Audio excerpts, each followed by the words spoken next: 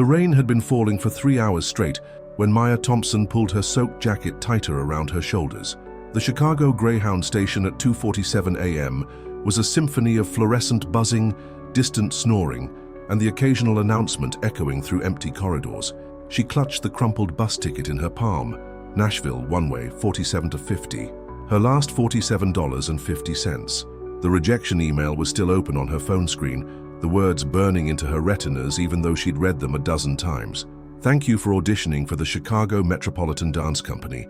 While your technique shows promise, we feel you lack the emotional maturity required for professional contemporary dance.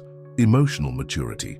At 23, after 6 years of sleeping on studio floors, waiting tables until 3 a.m., and bleeding through her point shoes, she apparently lacked emotional maturity. Maya laughed bitterly, the sound echoing off the empty station walls. A homeless man stirring nearby gave her a concerned glance before rolling over on his bench. The security guard, a massive figure in an oversized uniform, looked up from his paperwork behind the glass booth, his dark eyes tracking her movement with professional interest. She should have been on the 11:30 p.m. bus, should have been halfway to Tennessee by now, ready to crawl back to her mother's double-wide trailer and admit defeat. But when the announcement came, Bus 4A to Nashville has been delayed due to severe weather conditions, something inside her snapped. Maybe it was the way the other passengers sighed and shuffled to uncomfortable chairs. Maybe it was the teenager across from her who kept crying into her phone about missing her boyfriend. Maybe it was just the accumulation of every no, every closed door, every dream deferred until it felt more like delusion than hope. Maya stood up, her legs shaky from exhaustion and the crash after 3 energy drinks. She walked to the center of the waiting area, where the fluorescent lights created a makeshift stage on the polished linoleum floor. She closed her eyes and let the music start in her head. Ludovico Einaudi's Nuvole Bianche, the piece she'd been rehearsing for months before today's disaster. Her body remembered what her mind was trying to forget. The first movement was tentative, arms floating upward like smoke. Her sneakers squeaked against the floor, but she didn't care. This wasn't about technique or emotional maturity or impressing anyone. This was about remembering why she'd started dancing in the first place, because sometimes the body could say what words couldn't. The homeless man had stopped pretending to sleep. The crying teenager lowered her phone. Even the janitor paused his mopping to watch as Maya transformed the dingy bus station into something ethereal. She spun, her wet hair whipping around her face, and for the first time in months, she felt free. Free from expectations, from judgment, from the crushing weight of trying to be perfect for people who would never see her as enough. Behind his glass booth, Marcus Williams set down his pen and leaned forward. In 15 years of overnight security shifts, he'd seen everything. Drug deals, fights, mental breakdowns, reunions and goodbyes. But he'd never seen anything like this. The young woman moved like water, like she was pulling emotions out of the air and sculpting them with her body. There was something raw and desperate about her dancing, but also beautiful, like watching someone's soul trying to escape through their fingertips. Marcus had trained his eye to spot trouble, to read people's intentions in their posture and movement. But this wasn't trouble, this was something else entirely. The music in Maya's head built to a crescendo, and she let herself fall into the emotion she'd been carrying for months. The fear, the disappointment, the bone-deep exhaustion of fighting for a dream that felt increasingly impossible. Her movements became sharper, more angular, her body telling the story of every rejection, every small humiliation, every night she'd fallen asleep, wondering if she was delusional for believing she had something to offer the world. A few more people had gathered, night shift workers waiting for their rides, a couple whose flight had been cancelled. Nobody was filming, nobody was posting to social media. They were just watching a young woman pour her heart out on a bus station floor at 3 in the morning. That's when Marcus made a decision that would change both their lives forever. He stood up from his desk, his 6'4" frame unfolding slowly. At 52, Marcus Williams had grown comfortable with being invisible. The night security guard nobody really noticed, just part of the background machinery that kept places running while the world slept. But watching Maya dance, something stirred in him that had been dormant for decades. He remembered being 17, moving to his grandmother's gospel music in her tiny kitchen in Detroit. He remembered how dancing used to feel like prayer, like the closest thing to flying he'd ever experienced. Marcus walked out of his booth, his heavy footsteps echoing in the quiet station.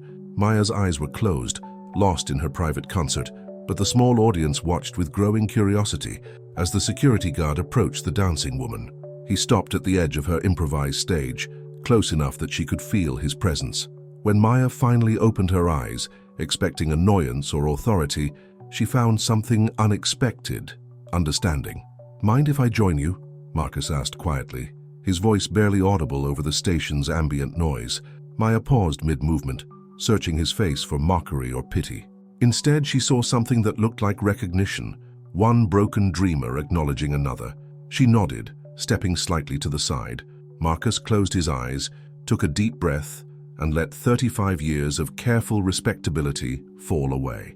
His first movement was small, just a gentle sway, testing the waters. But muscle memory is a powerful thing, and within moments he was moving with a grace that seemed impossible for someone his size. The small crowd watched in stunned silence as the young woman and the middle-aged security guard began to dance together, not touching but in perfect conversation. Where Maya was fluid and ethereal, Marcus was grounded and strong. Where she reached toward the sky, he anchored her to the earth. They danced for 7 minutes that felt like forever, and not nearly long enough. Neither of them noticed the teenage girl who had stopped crying long enough to hold up her phone, or the way the video would spread across social media in the next few hours, or how their lives were about to become permanently intertwined with millions of strangers around the world. All they knew was that sometimes, in the most unlikely places, at the most impossible moments, two souls recognize each other across every difference that should separate them. And sometimes, that recognition changes everything. Tell us, what city or country are you watching this story from? It's always incredible to know how far these narratives reach. The video was shaky at first. 17-year-old Chloe Martinez had never filmed anything longer than a TikTok dance challenge. But as she watched the security guard join the mysterious dancing woman, her hands steadied. Something told her this was important. She posted it to TikTok at 3:24 a.m. with a simple caption: "This is happening right now at Chicago Greyhound. I can't stop crying dancing in the storm, unexpected, beautiful." By 6 a.m. the video had 50,000 views. By noon it had crossed 2 million. Maya woke up on the bus to Nashville with her phone buzzing incessantly. Text messages, missed calls, notifications flooding her screen faster than she could process them. The bus had finally departed at 5:30 a.m. and she'd fallen into an exhausted sleep somewhere outside Illinois. "Oh my God," whispered the passenger next to her, a middle-aged woman who'd been scrolling her phone. "You're the bus station dancer. It's really you." Maya's stomach dropped. She grabbed her phone and opened TikTok, her heart pounding as she watched herself dancing on that cold station floor. But it was the comments that made her hands shake. "I haven't cried this hard in years. This is what hope looks like. The security guard's story. Someone find him. She dances like she's fighting for her life. Who is she? We need to help her." Meanwhile, 300 miles away in Chicago, Marcus Williams was having the worst morning of his 15-year security career. "Williams!" barked his supervisor, Janet Torres, as she stormed into the break room. "My phone hasn't stopped ringing since 7 a.m. Corporate wants to know why their overnight security guard is becoming a social media sensation instead of doing his job." Marcus looked up from his coffee, confused. He'd worked his shift, filed his reports, and gone home as usual. "I don't understand." Janet threw her tablet on the table, the video already playing. "This understand this?" Marcus watched himself dance with the young woman from the night before, and for a moment, he forgot about Janet's anger. The video captured something he'd felt but couldn't name, a moment of pure connection that transcended everything that usually divided people. It was just, Marcus started, then stopped. "How do you explain to your boss that for 7 minutes you remembered what it felt like to be fully alive? It was just what? A violation of company policy? A security breach? Do you know this girl? Is this some kind of setup?" "No, ma'am, I'd never seen her before. She needed someone to see her." Janet's expression softened slightly. She'd worked with Marcus for 8 years and knew him to be reliable, professional, invisible in the best possible way. But the phones hadn't stopped ringing, and corporate was asking questions she couldn't answer. "Marcus, I need you to understand something. This video has been viewed over 5 million times. There are news vans outside the station right now. Good Morning America wants to interview you both. This isn't going away." Back on the bus, Maya was experiencing her own version of viral fame shock. Her phone had died from constant notifications, but the woman next to her, introducing herself as Patricia, had become an impromptu social media manager. "Honey, you need to see this," Patricia said, showing Maya her own phone. There's a GoFundMe someone started for you. Help the bus station dancer follow her dreams. It's already raised $37,000. Maya stared at the screen, unable to process the numbers. Yesterday, she'd had $47 to her name. Now strangers were sending her money, sharing her story, demanding to know what happened next. They found the security guard too, Patricia continued excitedly. His name is Marcus Williams. Turns out he used to be a professional dancer in Detroit before he became a security guard. People are calling you both heroes. Maya's chest tightened. A professional dancer. While she'd been struggling to get noticed by a single company, he'd already lived the dream she was chasing. What had brought him to that overnight shift? What had made him give up performing to watch over empty bus stations? The bus pulled into a rest stop outside Indianapolis, and Maya stepped off to call her mother.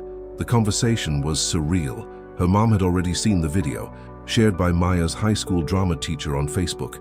"Baby," her mother's voice was thick with emotion, "I haven't seen you dance like that since you were little.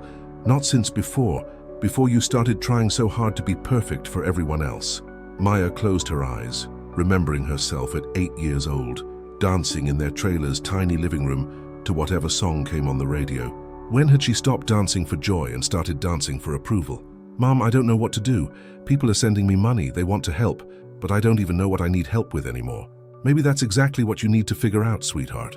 Meanwhile, Marcus was learning that viral fame comes with complications he'd never considered. By afternoon, reporters had found his address, his employment history, even tracked down his ex-wife in Detroit. The story they were crafting was compelling. Marcus Williams, former principal dancer with the Detroit Contemporary Dance Theater, who'd given up performing after a knee injury ended his career 20 years ago. The security guard who'd never stopped moving, just stopped being seen. But they were also asking questions he wasn't ready to answer, about why he'd really left Detroit, about the drinking that followed his injury, about the years it took to rebuild his life into something stable, if not particularly fulfilling. His phone rang, a number he didn't recognize but somehow knew he needed to answer. "Mr. Williams, this is Maya Thompson. I think we need to talk." Her voice was softer than he'd expected, younger. On the video, she'd seemed otherworldly, but on the phone, she sounded like what she was, a scared young woman whose life had just been turned upside down. "I guess we do," Marcus replied. "Are you okay? This is all pretty overwhelming. I'm on a bus to Nashville, but I keep thinking, maybe I'm going in the wrong direction. Maybe we both are."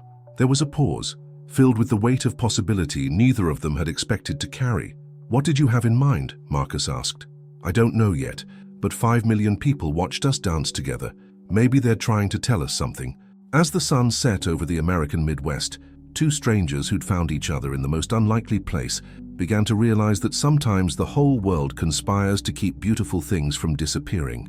If this story is touching you in some way, comment where you're watching us from. Every place has its own struggles, and sometimes it's incredible to see how we all connect through such human stories. 3 days after the video went viral, Maya stood in the parking lot of a Cracker Barrel outside Nashville, staring at the modest house across the street where she'd grown up. Her mother's car was in the driveway, the same rusty Honda Civic that had driven her to every dance recital, every audition, every dream that had led to that bus station floor. But Maya wasn't ready to walk through that door. Not yet. Her phone buzzed with another interview request, this time from Ellen DeGeneres' producers. The GoFundMe had reached $127,000. Dance companies from Los Angeles to New York were sliding into her DMs with offers she'd dreamed about for years. Everything she'd thought she wanted was finally within reach. So why did it feel so empty? Because none of it is real, she whispered to herself, echoing the words Marcus had spoken during their 2-hour phone conversation the night before. Marcus Williams was having his own crisis of conscience in Chicago. He'd taken a week of vacation time, the first he'd used in 3 years, to deal with what his supervisor euphemistically called the situation. But dealing with it mostly meant hiding in his Southside apartment while reporters camped outside, and his phone rang with opportunities that felt more like obligations. The Chicago Tribune wanted to do a feature story. A documentary filmmaker from Los Angeles was offering to tell his inspirational comeback story. 3 different dance companies had reached out about teaching positions, but the call that haunted him came from Detroit, from Maria Santos, his former dance partner, and the woman he'd been supposed to marry 22 years ago. "I saw the video, Marcus." Her voice was older but unmistakable. "You look alive again. like the man I fell in love with before everything fell apart, before the injury, before the pills, before he'd destroyed everything good in his life and spent 2 decades building something safer, smaller, but infinitely more sustainable. Maria, I'm not calling to reopen old wounds, she'd interrupted gently. I'm calling because I recognize something in that girl's dancing. The same thing I used to see in yours. She's dancing like she's drowning. That conversation replayed in Marcus's mind as he walked through Millennium Park at sunset, past the Crown Fountain where children splashed in the shallow water, their laughter echoing off the glass towers surrounding them. For years he'd walked past dancers in this park, street performers, students from the local studios, couples taking wedding photos, and felt nothing but a dull ache where his passion used to live. But now, watching a group of teenagers freestyle to music from a Bluetooth speaker, he felt something stirring. Not the desperate hunger he'd carried in his 20s, but something quieter, more sustainable, something that felt like coming home. His phone rang. Maya again. "I can't do this," she said without preamble. "The interviews, the opportunities, the money, it all feels wrong. Like I'm being rewarded for having a breakdown in public." Marcus found a bench overlooking the lake, watching sailboats cut through the evening light. "What feels right? I don't know, that's the problem. For so long, I thought I knew exactly what I wanted. Get into a company, become a principal dancer, prove I was good enough, but good enough for what, for who? Maybe that's the wrong question," Marcus said slowly. "Maybe the question is, what does dancing give you that nothing else can?" There was a long pause. In the background, Marcus could hear highway traffic and the distant sound of a country music radio station. "When I was dancing with you that night," Maya said finally, "I wasn't thinking about technique or auditions or impressing anyone. I was just present, like my body was having a conversation with the universe." "Yeah," Marcus said softly. "I remember that feeling." "What if we did something different?" Maya's voice gained strength. "What if instead of trying to fit into their world, we created our own?" Marcus sat up straighter. "What do you mean?" "I've been thinking about the comments on the video. People aren't just watching us dance. They're seeing something they're missing in their own lives. Connection, authenticity, permission to be vulnerable in public." Maya had spent the last 3 days reading every comment, every share, every reaction to their accidental performance. The responses weren't just about dance. They were about loneliness, about feeling unseen, about the courage it takes to be fully human in a world that often demands performance over presence. "There's this community center in Nashville," Maya continued, her voice growing more animated. "It's in an old warehouse downtown. They need programming for at-risk youth and adults who've aged out of traditional dance training. What if we started there? What if we taught people to dance not for applause or money or validation, but for the same reason we danced that night?" Marcus closed his eyes, imagining it. A studio where perfection wasn't the goal, where people could come as they were, broken, beautiful, searching, and find their own way to move through the world. "The GoFundMe money could rent the space, buy equipment," Maya went on. "We could live simply, teach during the day, perform at night, not for critics or companies, but for people who need to remember what it feels like to be fully alive." "Maya," Marcus said carefully, "you don't know me. Not really. I'm not the inspirational comeback story the internet wants me to be. I've made mistakes that cost me everything once before. And I'm not the plucky young dreamer they think I am," Maya replied. "I'm terrified, broke, and I've been running from my own life for so long I don't remember what I actually want anymore. But maybe that's exactly why this could work. We're both starting from scratch." Marcus stood up, looking out over Lake Michigan as the city lights began to reflect on the water. 20 years ago, he'd thought success meant being seen, being celebrated, being the best. But watching those teenagers dance in the park earlier, he'd realized something. The best dancing happens when you forget anyone is watching. "There's something else," Maya said quietly. "I've been getting messages from people all over the country. Other dancers who gave up, other dreamers who stopped dreaming. They want to know what we're doing next. Not because they want to watch us succeed, but because they want permission to try again themselves." Marcus made his decision in that moment, standing by the lake where he'd scattered his father's ashes 5 years earlier. His father, who'd worked 3 jobs to pay for Marcus's dance classes and never lived to see his son perform professionally. "When do we start?" he asked. The relief in Maya's voice was audible. "I'm driving back to Chicago tomorrow. We have work to do." As they hung up, both Maya and Marcus felt something they hadn't experienced in years, the terrifying, exhilarating sensation of stepping into a completely unknown future, guided only by the memory of 7 minutes when two strangers had danced like the whole world was watching. Because now it actually was. 6 months later, Maya wiped sweat from her forehead as she watched 8-year-old Destiny Martinez spin across the converted warehouse floor with abandon. The little girl's form wasn't perfect. Her arms were too loose, her turns uneven, but her joy was infectious. In the corner, 73-year-old Robert Chen moved through a gentle sequence Marcus had designed for seniors, his arthritic hands painting graceful arcs through the afternoon light, streaming through the skylights. The Movement Sanctuary, as they'd named it, occupied 4,000 square feet of what used to be an auto parts warehouse on Chicago's west side. The GoFundMe had indeed covered the first year's rent, basic equipment, and modest salaries for Maya and Marcus. But the real magic wasn't in the money, it was in what they'd built together. "Miss Maya," Destiny called out, breathless from spinning. "Look what Mr. Marcus taught me." Maya smiled, remembering when she used to be that fearless, that unself-conscious. The girl launched into a series of movements that blended hip-hop, contemporary and pure imagination, exactly the kind of dancing that would have been criticized in Maya's formal training, but here was celebrated as authentic expression. "Beautiful, Destiny. Now show me what that dance feels like on the inside." The little girl closed her eyes and began to move more slowly, more deliberately. This was the core of what Maya and Marcus had discovered in their work together, teaching people to dance from the inside out, to move their emotions through their bodies, rather than forcing their bodies to conform to external expectations. Marcus appeared from the back office, his laptop balanced in one hand and his phone pressed to his ear. Even after 6 months, Maya still marveled at how different he looked from that night at the bus station. The weight of years had lifted from his shoulders. He moved with purpose again, with joy. "That was the documentary crew," he said, ending his call. "They want to film our session with the Trauma Survivors Group tonight." Maya nodded. 3 months ago, they'd started offering movement therapy sessions for veterans, abuse survivors, and others carrying pain that words couldn't reach. The sessions weren't recorded, weren't performed for anyone but the participants themselves.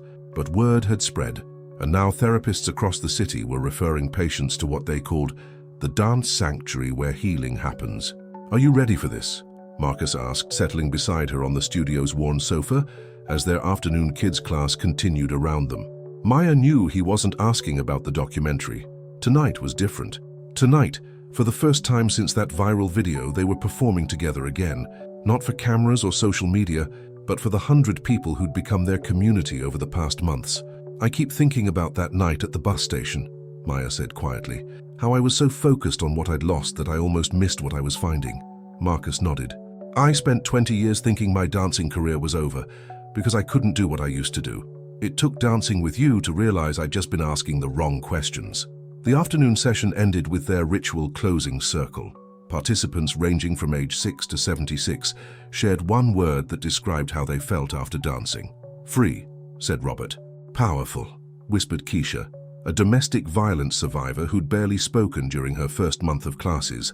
"Home," said Destiny's mother, tears in her eyes as she watched her daughter's confidence bloom week after week. As the last students left, Maya and Marcus began their evening preparation.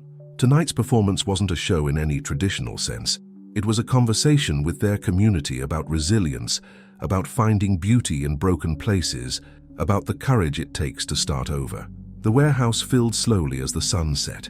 These weren't traditional dance audiences. They were the people whose lives had been touched by the sanctuary. Single mothers who'd found strength in movement, former addicts who'd discovered that dancing could be a different kind of high, teenagers who'd learned that their bodies could be sources of power rather than shame. Maya felt the familiar flutter of pre-performance nerves, but it was different now. At the bus station, she'd been dancing her desperation. Tonight, she was dancing her gratitude. "Ready?" Marcus asked, taking his position across from her in the center of the space. The music began, not Einaudi this time, but something they'd chosen together, a piece that reflected their journey from strangers to partners to family. Maya began to move and immediately felt the difference. Her body was stronger now, more grounded. Months of teaching had given her a different relationship with dance. It was no longer about proving herself worthy of love, but about sharing the love she'd already found. Marcus joined her, and their conversation through movement picked up where it had left off that night 6 months ago. But now they knew each other's stories, each other's scars. His movements acknowledged her fear of not being enough. Hers recognized his terror of being too much. Together, They danced the question that had brought them here. What if the things we think disqualify us are exactly what the world needs? The audience was completely silent, but Maya could feel their presence like a warm embrace. These people understood what it meant to be broken and beautiful simultaneously. They recognized the courage it took to keep moving when every instinct said to hide. As the music built to its climax, Maya found herself remembering not just that night at the bus station, but every moment that had led her there, every rejection that had taught her resilience, every small humiliation that had stripped away her false pride. Every night she'd fallen asleep, wondering if she was delusional for believing she had something to offer the world. She wasn't delusional, she just hadn't known yet what her gift actually was. The dance ended with Maya and Marcus facing their audience, breathing hard, tears streaming down both their faces. The applause, when it came, wasn't the polite appreciation of a traditional performance audience. It was the recognition of a community celebrating its own healing. Later, as they locked up the studio, Maya's phone buzzed with a notification. Someone had filmed tonight's performance and posted it online. She almost deleted it without watching, but something made her pause. The comments were different this time. "This is what art is supposed to do. I haven't danced in 15 years, but watching this makes me want to try again. Where can I find a place like this in my city? This is hope in motion." And now that you've made it this far, tell us in the comments, where are you watching from? Your presence matters, and your story does too. Maya smiled, remembering the scared young woman who danced alone at a bus station 6 months ago, convinced her story was ending. She'd had no idea it was just beginning. Sometimes the most beautiful dances happen when you stop performing for the world and start moving with it instead. And sometimes when you're brave enough to dance your truth in the most broken places, you discover that broken doesn't mean worthless. It just means there's more room for the light to get in.